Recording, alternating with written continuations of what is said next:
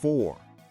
Today, we're taking a close look at the grease-fitting cleaning tool and how it actually performs on clogged Zerks across trucks, trailers, tractors, and compact construction equipment. You will find a link to purchase this and other models at a discount in the description below the video. You can place your order right now. For technical reasons, I can't include unboxing footage or shots of the tool itself. Instead, I'll walk you through its features and my results while screen sharing the product page, specs, and key use cases so you can decide if it earns a place in your toolbox. Did you know that the best discounts on Amazon last only a few hours? That's why I launched 2 channels where I publish the highest discounts on Amazon products in real time every day. Follow the link in the description and subscribe to our Threads and Telegram channels right now to consistently save money on your everyday purchases. On the screen, you can see the basic layout. This version uses a metal body with a sealed plunger to force a small charge of solvent or light oil through the Zerk. The nose cone is machined to sit squarely on the fitting. When the seal is good, a firm push drives fluid into the passage and breaks up dried soap and contaminants in the grease channel. The idea is simple: restore flow so fresh grease can reach pins, bushings, and bearings. I start by showing the fill port and plunger travel. I load a few milliliters of penetrating oil. A light hydraulic oil also works if you don't want strong solvents near elastomers.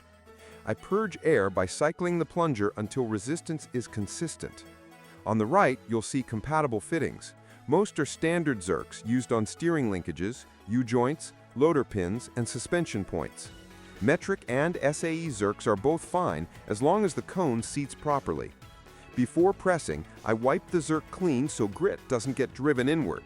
I align the tool square and brace it so the cone doesn't slip. A steady push is better than a sudden jab. If the passage is only lightly blocked, you'll feel a quick give and see a small halo of displaced residue at the joint. If it's stubborn, I back off, add a drop to the Zerk face, then try again. 2 or 3 cycles are usually the limit. More than that risks blowing an aged seal. Build quality matters here.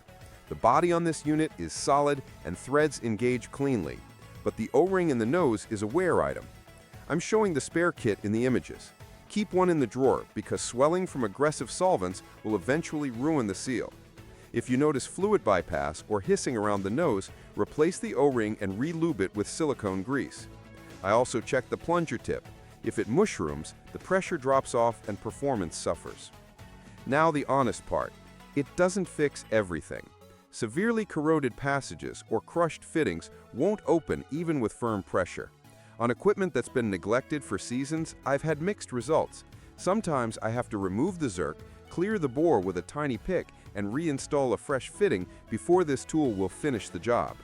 Also, if you press at an angle, the cone can slip and spray solvent. I keep a rag wrapped around the area and wear eye protection to avoid surprises.